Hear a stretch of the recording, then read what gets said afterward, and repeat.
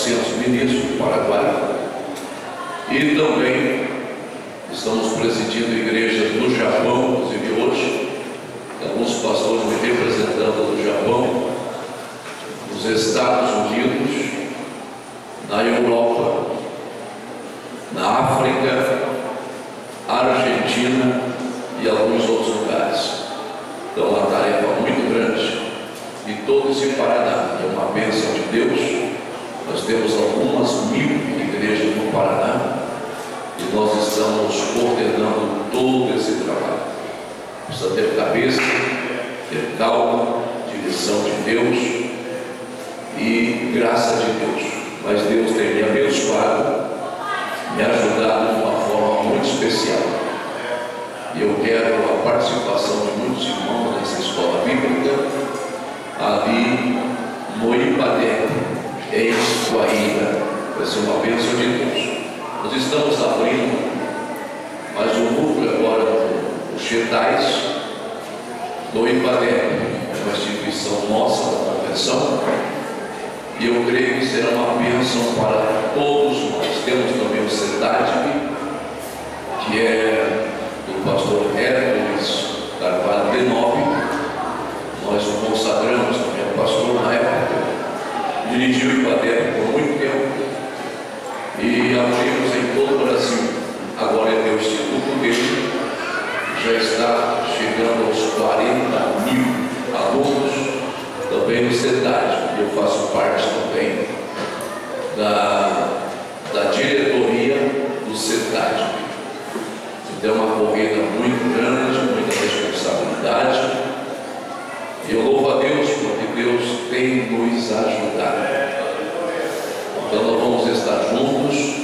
A inscrição vai ser R$50 para receber os materiais, apostilas, para os irmãos seguirem os estudos e a alimentação.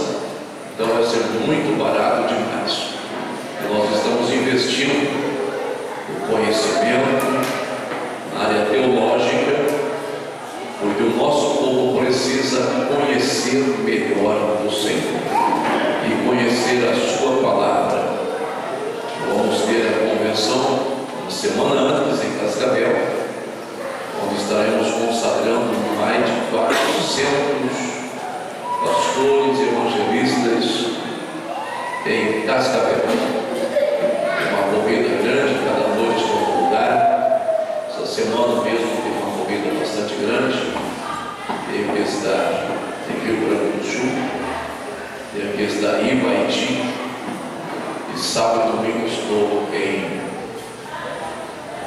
Canoas, na Grande Porto Alegre, os 79 anos da Assembleia de Deus, meu amigo pastor Edgar Machado, que é o Rio Grande do Sul.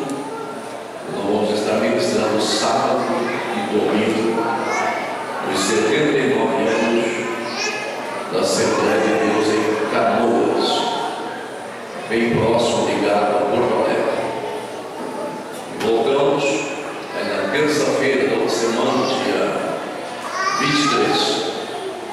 Vou estar dia 23, 24 e 25 em Rio Branco do Acre, Congresso de Missões do Estado do Acre, Congresso Estadual.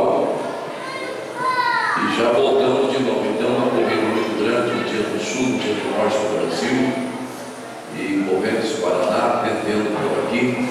A minha ocupação é extremamente grande, muitíssima grande, responsabilidades muito fortes. Eu peço aos irmãos sempre as orações para que Deus me ajude e dê graça para desenvolver as tarefas que Deus colocou sobre a nossa responsabilidade em todo o país e também no mundo. Glória ao Senhor. Mas eu tenho certeza que tudo isso é para a glória do nome do Senhor. Eu sirvo a Deus já há 52 anos e nunca me furtei em fazer a obra do Senhor. Um dia estou na Amazônia, outro dia estou no Nordeste, outro dia estou no Sul, outro dia estou no Centro-Oeste, e assim a nossa vida, correndo e fazendo a obra de Deus, mas sempre extremamente abençoado por Deus. Bendito seja o nome de Jesus. Essas orações também para a nossa convenção geral da Assembleia de Deus no Brasil, que no mês de abril nós estaremos novamente concorrendo à vice-presidência da Convenção Geral do Brasil, juntamente com o pastor Wellington Júnior, que é pastor em São Paulo, e é o nosso presidente do Conselho da Casa Publicadora no Rio de Janeiro. O povo aqui não pode nem assimilar a grandeza da nossa Assembleia de Deus. Então, nesse próximo ano, eu estarei concorrendo à vice-presidência da Convenção Geral do Brasil. Hoje somos o primeiro secretário e assumimos agora também a vice-presidência da UMADERSUL, União dos Ministros das Assembleias de Deus do Sul do Brasil, que é Paraná, Santa Catarina e Rio Grande do Sul. Estou procurando mais alguma coisa ali para fazer, alguns pepinos para resolver, não é? Não chega o que já tem, não é? Estamos correndo bastante. Durante esses 10 meses que assumimos a Convenção do Paraná, é um desafio muito grande, muitíssimo grande. As heranças que nós recebemos, elas são bastante fortes, não é? Mas Deus está nos dando vitórias, faculdades, enfim, são muita coisa, empregados, dívidas altas, mas Deus está nos ajudando. Glória ao Senhor. Estou dormindo bem, comendo bem e em paz, e não devo nada para ninguém, mas essa, glória ao Senhor. Só que as nossas responsabilidades elas são muito grandes. Tem prestações que pagam dia 20 agora, todo mês, entre os 3 anos, R$191 mil por mês. Mais os férias e as férias aposentadas da Convenção, 80 e poucos mil, fora os empregados que eu ainda assino a carteira de trabalho, não é? A área administrativa da convenção. O negócio é grande, né? Tem que ter cabeça e tem que ter Deus na vida, senão o cara morre, dá um infarto e morre. Mas eu tenho um lema comigo: se alguém tiver que morrer, que morra a minha avó, que é mais velha do que eu vou continuar vivendo. Glória ao Senhor, glória a Deus. Deus me chamou para fazer a sua obra, e eu li na Bíblia, o próprio Deus disse assim: minha é a prata e meu é o ouro. Então nós temos que confiar em Deus. O nosso campo de Moarama continua crescendo, desenvolvendo. Deus tem nos enriquecido com bênçãos. Nesses 7 anos que estou aqui, eu já consegui pelo menos mais de 40 lotes, mais de 40 terrenos para a igreja. Glória a Deus. Carros, enfim, construções. E a igreja não deve nada a seu ninguém.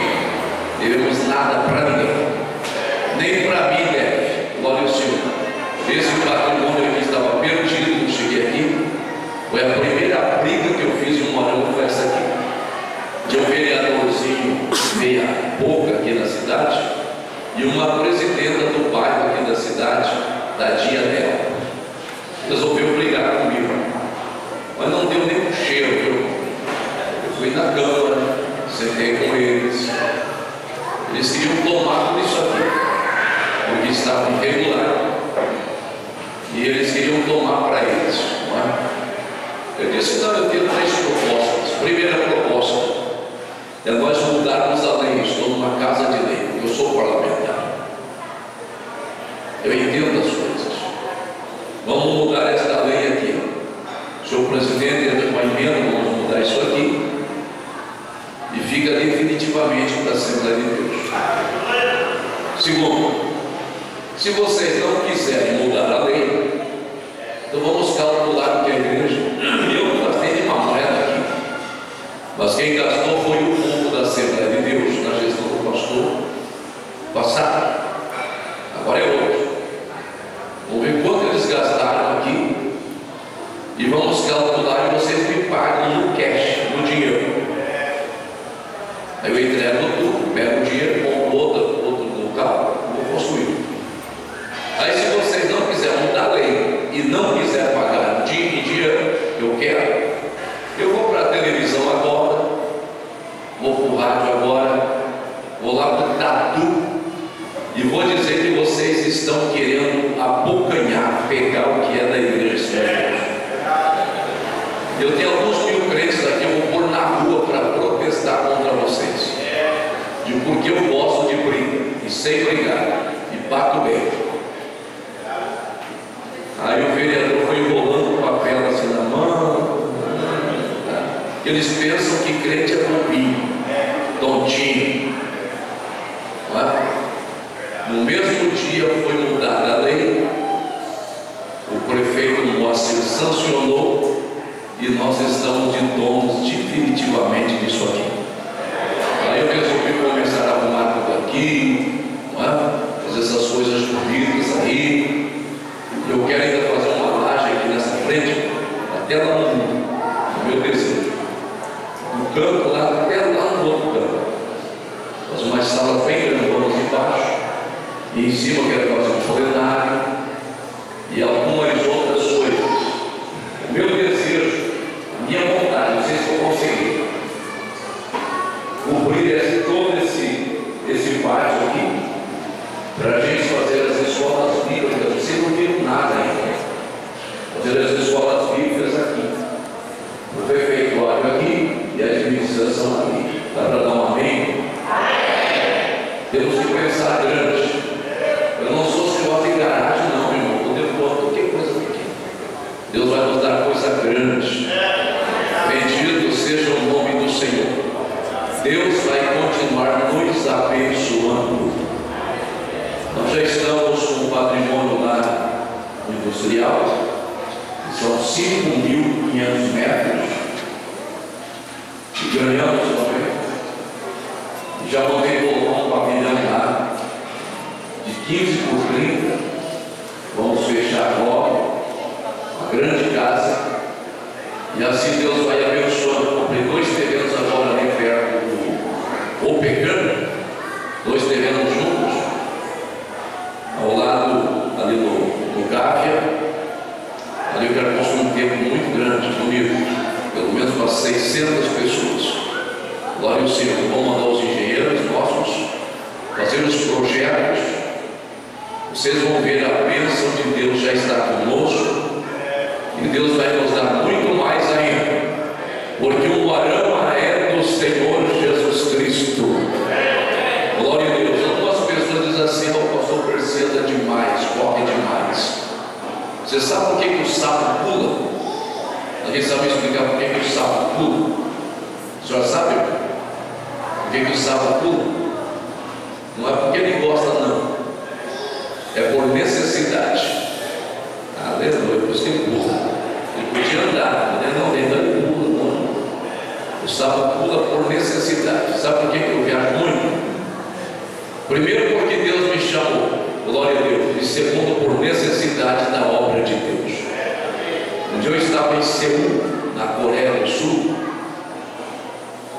lá dentro do estúdio do pastor Show, onde transmite na mesma hora para 50 países do mundo. E lá estive. Aí eu perguntei para a irmã que estava assistindo a gente lá: vocês não ficam com raiva do pastor Show ele ser aqui a maior igreja do mundo e ter que viajar o mundo inteiro, mas não para aqui? Senão nós aprendemos com o nosso pastor. E Jesus disse assim: e ser-me-eis testemunhas em Jerusalém, Samaria e vai até os confins da terra. Glória a Deus. Ele disse: olha, é tanto e se recebe. Eu conheço muita gente que não sai nem para ir ali na Serra dos Dourados, e o povo tem raiva da cara dele, nada dá certo, deve tudo, quebra tudo. Mas quando a gente tem alguma coisa para dar para o mundo, para o Brasil e para o Paraná, glória a Deus, e a gente pode contribuir, é dando que se recebe. Quando você abençoa, você é abençoado. Quantos são abençoados aqui nesta manhã? Glória ao Senhor. Claro que eu queria estar todos os dias com os irmãos, mas não posso. As obrigações me empurram. As obrigações, elas são enormes, mas eu não posso parar. Eu tenho que continuar, porque Jesus está voltando e nós temos que fazer alguma coisa no reino de Deus. Vamos ouvir agora a palavra do Senhor. Irmão Peterson vai trazer a palavra de Deus. Seu pai foi meu amigo há muitíssimos anos. Está gostando? Ele não era nem nascido ainda. Não era nem nascido. Não tinha nem projeto de nascer ainda. E a gente já convivia junto com o pai dele, não é? Glória a Deus. Foi um bom senador, ex-eleitor, e deixou uma responsabilidade para o Peterson, não é? Continuar fazendo a obra do Senhor. Meu pai não foi pastor. Meu pai não sabia nem ler nem escrever. A minha mãe mal apenas sabia ler muito pouco e escrever muito pouco. Ainda ela escrevia separando as sílabas aí. Ela mandava, ela tinha o costume de escrever uma cartinha para a gente, mas ela sempre mandava um bilhetinho junto, um recadinho. A carta, quando chegava a carta, dava um bilhetinho junto. Era o praxe da dona Georgina. E ela lia a Bíblia com meu pai escutava, glória a Deus, e assim por diante. Hoje nós somos 5 irmãos que somos pastores, glória a Deus. Alguns sobrinhos que são pastores, espalhados pelo Brasil, e somos mais de 200 crentes da família, servindo a Deus em algum lugar desse país. Isso é uma bênção de Deus. Eu louvo ao Senhor porque Ele é bom, e a sua bondade e a sua misericórdia estende-se de geração a geração. Vamos estar em pé e vamos orar ao Senhor para ouvir a palavra de Deus. Quantos querem ouvir a palavra de Deus? Glória ao Senhor. Agora só ouvir não basta. É bom ouvir e guardar. O salmista disse: eu escondi a tua palavra no meu coração para não pecar contra ti. O que nos faz seguros e andarmos os passos firmes e sermos livres de qualquer queda é ter o coração cheio da palavra de Deus. Senhor meu Deus e meu Pai, neste momento eu quero te agradecer por esse momento feliz, abençoado, quando iremos ouvir uma vez mais a tua palavra, palavra infalível, palavra imortal, palavra eterna, palavra poderosa, palavra viva, palavra eficaz, palavra que transforma, palavra que santifica, palavra que levanta, palavra que orienta, palavra que traz luz para o nosso caminho, palavra que nos faz crescer a nossa fé, palavra viva, aleluia, palavra que está no céu, palavra que está na terra. Por ela os mundos e os céus foram criados, e é o que nós queremos ouvir, é a tua palavra. Meu Deus, agora queira abrir a porta da palavra e usa o Peterson de uma forma especial. Fala comigo, fala conosco, fala com o teu povo, para a glória do teu nome. Pedimos em nome do Senhor Jesus Cristo. Estejam em pé, vamos receber pedras.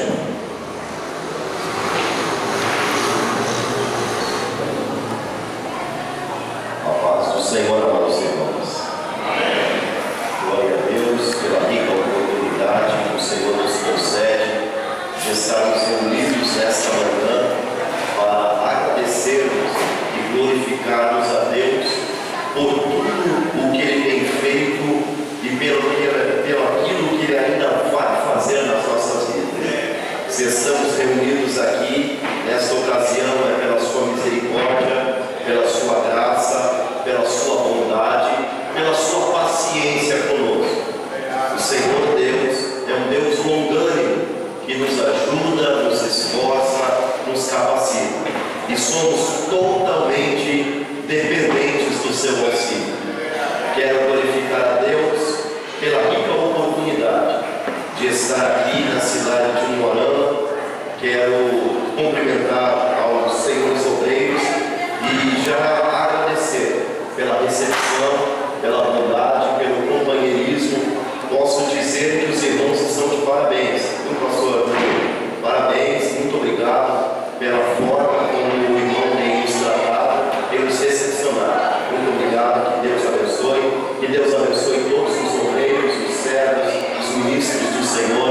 Pastor Eli, Deus abençoe poderosamente. Cantora Esther, glória a Deus pela tua vida, com esses louvores tão ungidos.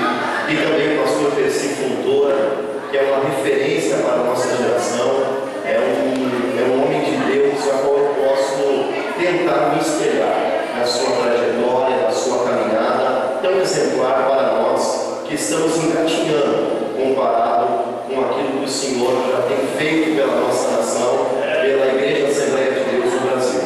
Que Deus abençoe. Para mim é uma honra estar aqui ao lado do Senhor nesta ocasião. Muito obrigado, que Deus abençoe poderosamente. A todos os irmãos que aqui estão, eu tenho certeza que Deus tem uma palavra para o seu coração.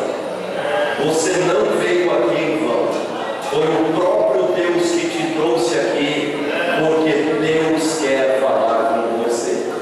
Então, neste momento, abra sua Bíblia, por gentileza, em Atos dos Apóstolos, capítulo de número 16, a partir do versículo de número 25. Atos, capítulo de número 16, e o versículo de número 25. Aleluia. Lembrando que você está dentro de uma Assembleia de Deus, e aqui não é proibido adorar e glorificar o nome do Todo-Poderoso. Você tem toda a liberdade de glorificar ao santo nome de Jesus. Atos capítulo 16, o versículo de número 25, é um texto bem conhecido, mas nós sempre podemos extrair informações novas em cima do mesmo texto. Aqueles que acharam, pode dizer glórias a Deus. Diz a palavra do Senhor: perto da meia-noite, Paulo e Silas oravam e cantavam hinos a Deus, e os outros presos os escutavam. E de repente sobreveio um tão grande terremoto que os alicerces do cárcere se moveram, e logo se abriram todas as portas, e foram soltas as prisões de todos. Acordando o carcereiro e vendo abertas as portas da prisão, tirou a espada e quis matar-se, cuidando que os presos já tinham fugido. Mas Paulo clamou com grande voz, dizendo: não te faças nenhum mal, que todos aqui estamos. E pedindo luz, saltou dentro e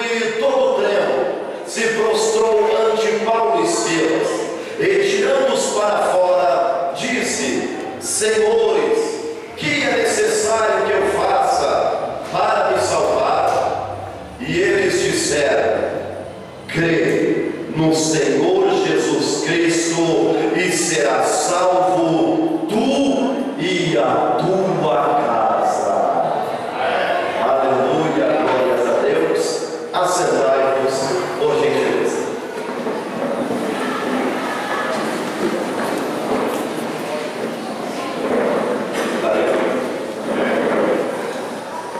Queridos amados irmãos, o que nós acabamos de ler neste momento relata o fato que ocorreu na cidade de Filipos, na Macedônia, dentro de uma cadeia.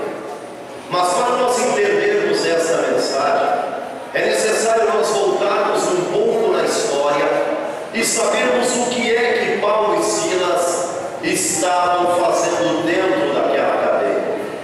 A Bíblia diz que Paulo e Silas estavam fazendo a obra missionária naquele lugar.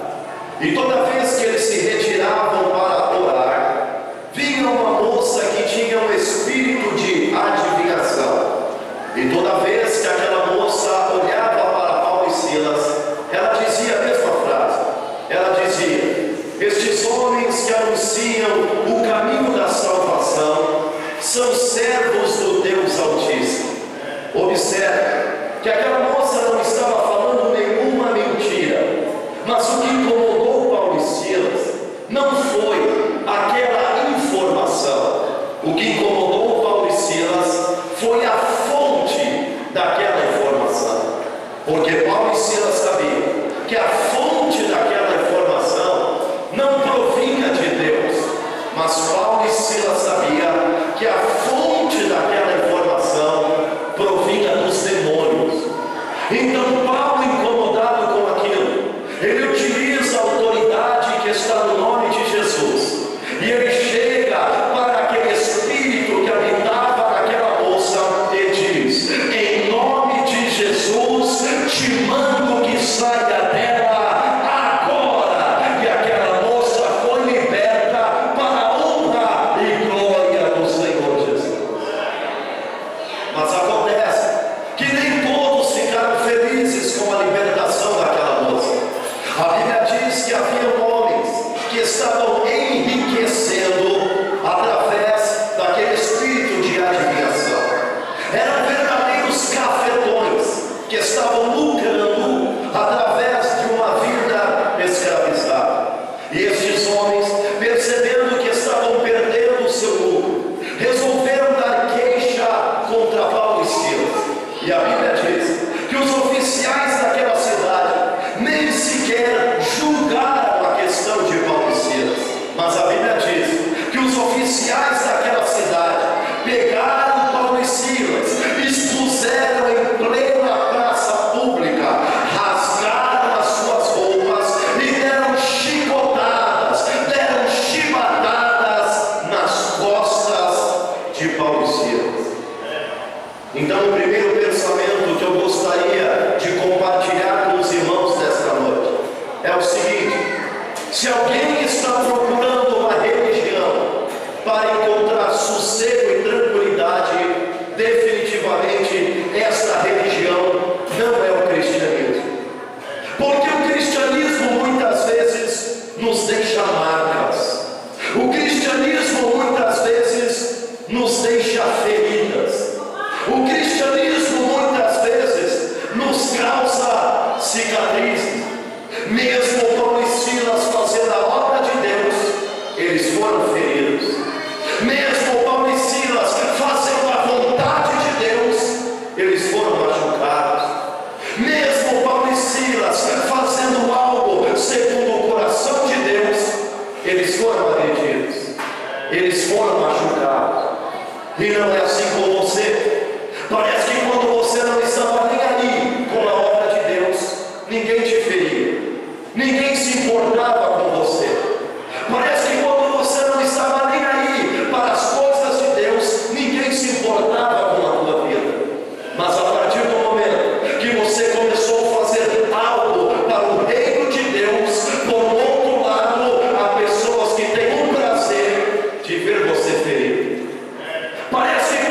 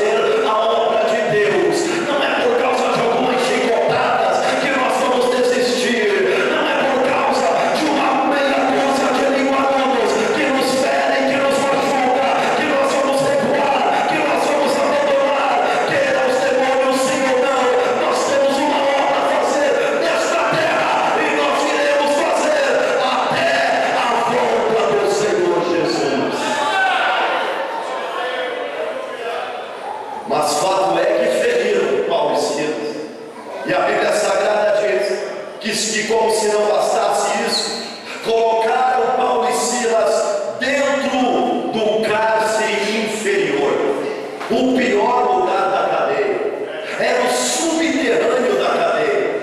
Em pleno meio-dia não havia luz nenhuma. E como se não bastasse isso, a Bíblia diz que amarraram os seus pés junto ao tronco. Sabe o que isso significa? Olhe para cá, por gentileza, não perca a sua atenção. Junto ao tronco. Isso significa que Paulo e Silas estavam totalmente sobre os seus pés. Eles não poderiam ficar sentados, eles não poderiam ficar deitados, eles não poderiam ficar numa posição de descanso. Eles tinham que ficar a todo momento sobre os seus pés. E Deus permitiu Paulo e Silas passarem por isso. Deus permitiu Paulo e Silas serem feridos. Deus permitiu Paulo e Silas serem machucados. Deus permitiu Paulo e Silas serem presos. Aí você me pergunta, mas irmão Peterson, por que Deus permitiu Paulo e Silas passarem por tudo isso? Aí eu lhe respondo, Deus permitiu Paulo e Silas serem presos porque Deus tinha um propósito com eles naquele lugar. Deus permitiu Paulo e Silas serem presos, sabe por quê? Porque através da prisão de Paulo e Silas, os outros presos haveriam de escutar o Evangelho. Deus permitiu Paulo e Silas serem presos, porque através da prisão de Paulo e Silas, o carcereiro e a sua família haveria de encontrar a salvação. Sabe o que eu quero te dizer com isso? É possível que Deus nos envie a lugares a qual nós não queremos ir, mas Deus nos enviará naquele lugar para que através da nossa vida há pessoas que precisam escutar a palavra de Deus. É possível que Deus te envie a lugares a qual você não planejou, a lugares a qual você não arquitetou, a lugares a qual você não queria estar, mas Deus te enviará naquele lugar para que através da tua vida, para que através da tua boca, alguém venha encontrar a salvação em Cristo Jesus. Não é assim quando nós paramos no hospital. A gente para no hospital e diz, Deus, não estou entendendo nada. O que eu estou fazendo aqui? Por que tu permitiu tudo isso acontecer na minha vida? Aí lá no hospital, você libera uma palavra de cura, você libera uma palavra de vida, você libera uma palavra de ânimo para alguém. Aí você diz, agora eu entendi porque Deus me trouxe neste lugar. Ano passado eu fui convidado para pregar num congresso de jovens na cidade de Joinville. E quando estávamos descendo a serra, um caminhão desgovernado, sem freio, bateu na traseira do nosso carro. A minha esposa estava gestante de 8 meses. O carro saiu girando pela pista, quase morrendo. A minha esposa levou um corte na cabeça. O helicóptero levou a minha esposa para o hospital. Eu fui de ambulância até o hospital. E quando chegamos no hospital, eu de repente vi um jovem todo machucado, com o rosto cheio de bordoadas, um rosto cheio, muito inchado aquele rosto. Eu cheguei para aquele jovem, olhei nos olhos dele e comecei a falar uma palavra de Deus para aquele jovem. Eu falei, jovem, Deus te livrou da morte, mas não brinca com as coisas de Deus. Deus tem te guardado, não é a primeira vez que Deus te dá um livramento. E de repente aquele jovem diz, eu sou desviado, o meu pai é presbítero da Assembleia de Deus, e eu sei que Deus te trouxe aqui para falar essa palavra comigo. Aí eu disse, agora eu entendi porque Deus permitiu tudo isso acontecer na nossa vida. A obra de Deus é dessa forma. Deus permitiu tudo aquilo acontecer na vida de Paulo e Silas, porque Deus tinha um propósito com eles naquele lugar. E a Bíblia Sagrada nos diz que Paulo e Silas não ficam murmurando. Paulo e Silas, mesmo ferido, mesmo machucado, você não vai ver Paulo e Silas questionando a Deus, dizendo, ó Deus, por que tu permitiste nós estamos passando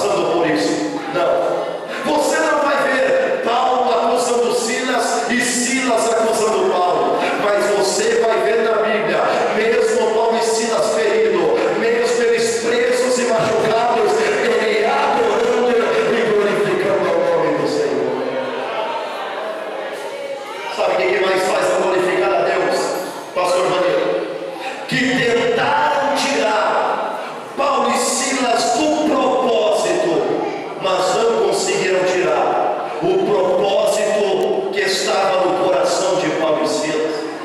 Tentaram tirar Paulo e Silas da sua chamada, mas não conseguiram tirar a chamada que estava no coração de Paulo e Silas.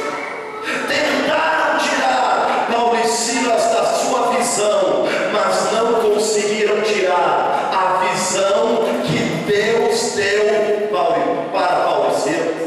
Sabe o que eu quero te dizer com isso? É possível que vão tentar tirar você da sua chamada. É possível que vão tentar tirar você do seu propósito. É possível que vão tentar tirar você da visão que Deus te deu. Mas o que ninguém consegue tirar, o que ninguém consegue arrancar, é a chamada de Deus que está dentro do teu coração. É a chama do Espírito Santo que está dentro de ti, dizendo: eu te chamei, eu te escolhi, tenho um propósito contigo. Podem tentar tirar você da sua chamada, mas o que ninguém consegue tirar é a chamada que está dentro do seu coração. E o que mais faz glorificar a Deus, irmãos? Que Paulo e Silas conseguiram transformar um ambiente de dor num ambiente de adoração. Paulo e Silas conseguiram transformar um ambiente de sofrimento num ambiente de louvor. Paulo e Silas conseguiram transformar, pastor Eli, num ambiente de cadeia, num ambiente de cárcere. Eles conseguiram transformar aquele ambiente num lugar de cultuar ao Deus Todo-Poderoso. Porque antes da presença de Paulo e Silas, a cadeia era um lugar de angústia, de dor, de aflição, era um lugar de ameaças. Agora, com a chegada de Paulo e Silas, aquele ambiente se transformou num lugar de cultuar a Deus. Sabe por quê? Que eu digo que Paulo e Silas transformaram a cadeia num culto? Porque dentro daquela cadeia houve 4 elementos fundamentais para que todo culto aconteça. Dentro daquela cadeia houve oração. Dentro daquela cadeia houve louvor. Dentro daquela cadeia houve pregação. E dentro daquela cadeia houve salvação. 4 elementos fundamentais para que todo culto aconteça. Paulo e Silas estavam orando. Irmãos, o que eu aprendo aqui é que tudo começa na oração. Paulo e Silas não chegaram louvando, mas a Bíblia diz que eles oravam e depois eles louvavam. O que eu aprendo? Que tudo tem que começar na oração. Quer que os teus projetos dê certo, comece na oração. Quer que os teus sonhos se realizem, comece na oração. Quer ver o agir de Deus na tua vida, comece na oração. É na oração que tem resposta de Deus para a tua vida. É na oração que você vence. É na oração que você triunfa. Quer ter uma vida abençoada, comece na oração. Teve oração, teve louvor, teve pregação. E o tema da mensagem foi: crer no Senhor Jesus Cristo e será salvo tu e a tua casa.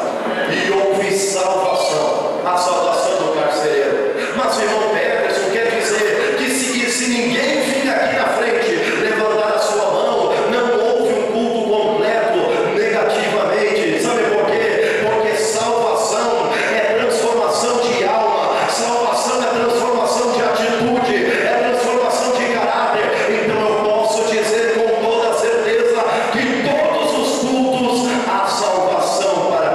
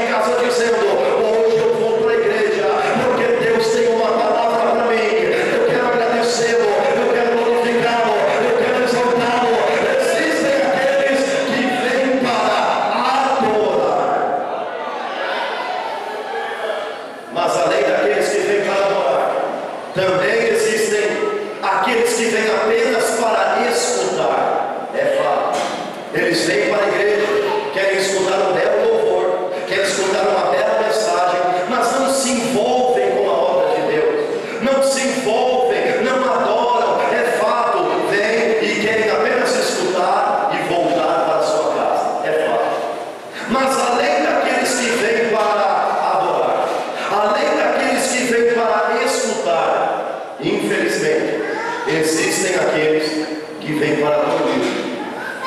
Deus está falando e a pessoa está desatenta.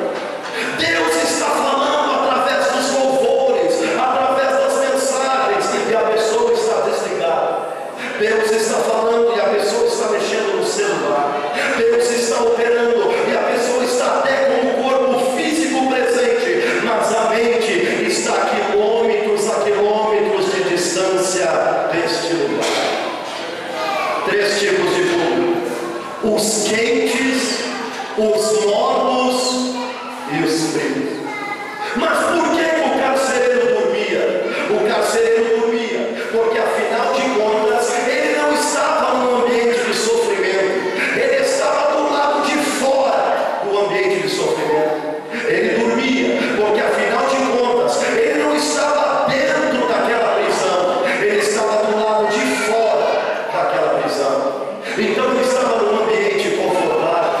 Ele disse assim: eu não preciso escutar o que Paulo e Silas têm a dizer, eu não preciso me envolver com isso que está acontecendo dentro da cadeia. Quem precisa disso são os presos, são os encarcerados, são os necessitados, são os desprovidos.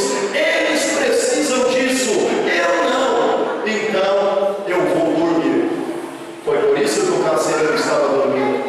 Afinal de contas, ele estava num ambiente confortável.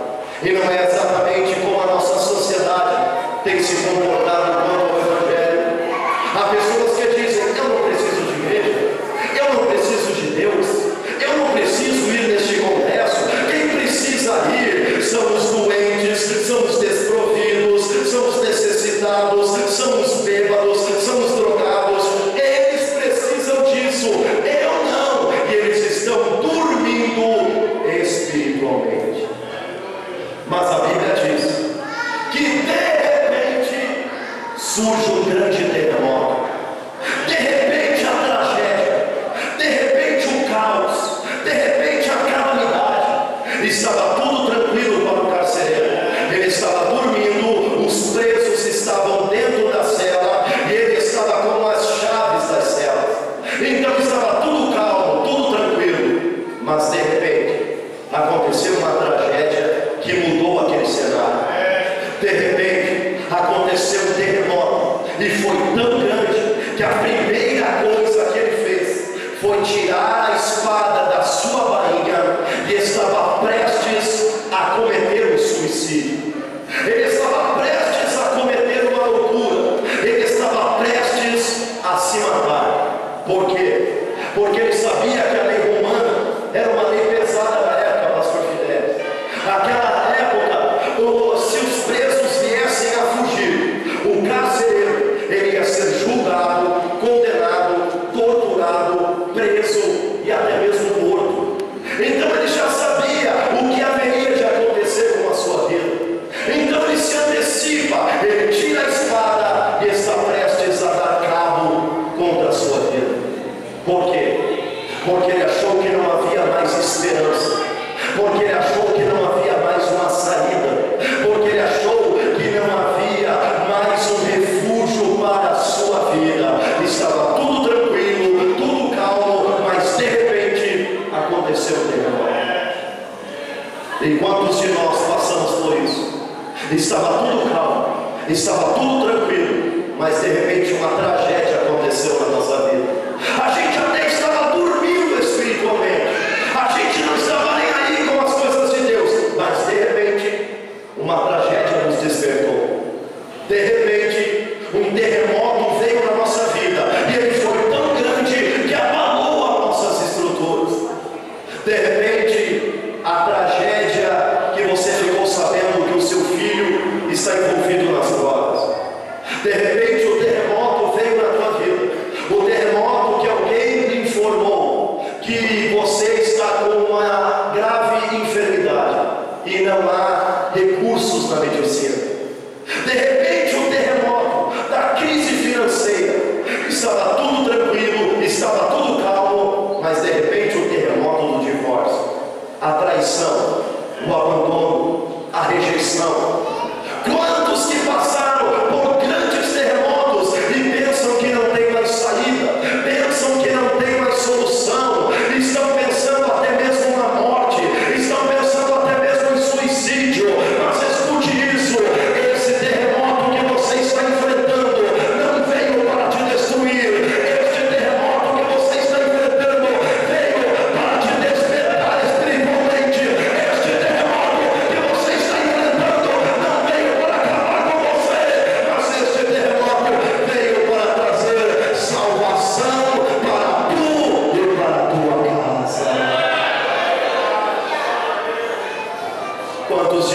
se estamos aqui hoje, é porque um dia enfrentamos um terremoto. Se não fosse aquele terremoto, o carcereiro nunca teria despertado. Se não fosse aquela tragédia, o carcereiro nunca teria encontrado a salvação em Cristo Jesus. Há terremotos que vêm para o nosso bem, há terremotos que vêm para nos acordar, há terremotos que vêm para nos despertar, irmãos. Mas a Bíblia diz que quando o carcereiro vai cravar a sua espada no seu próprio corpo, a Bíblia diz que Paulo grita, dizendo: não te faças nenhum mal, que todos aqui estamos. Paulo dá um grito de esperança para aquele homem. Paulo dá um grito de socorro para aquele homem. E aqui eu aprendo algumas coisas com este grito de Paulo. Primeiro, eu aprendo que com o grito de Paulo, Paulo estava dizendo: não te faças nenhum mal, não se precipite, não se desespere, não se aflinja, nem tudo está perdido, ainda há uma solução através de Deus. Os terremotos que vêm na nossa vida nunca conseguem destruir tudo. Deus sempre permite que algo fique para nós reconstruirmos a nossa vida novamente. Esse terremoto que você está enfrentando não conseguiu te destruir totalmente. O terremoto foi grande, o terremoto quebrou muita coisa, mas não te faças nenhum mal. Deus está no controle, ainda há uma solução. Deus não perdeu a rédea da situação. Não te faças nenhum mal, porque Deus tem o controle nas suas mãos. E a segunda coisa que eu aprendo com Paulo é que quando Paulo diz: não te faças nenhum mal, Paulo, em outras palavras, estava dizendo: eu me importo com a tua vida. Sabe por quê? Porque os historiadores, pastor Percy Fontoura, dizem que aquele carcereiro participou dos açoites, das chicotadas nas costas de Paulo e Silas. Então Paulo e Silas podia ter falado assim: quer saber?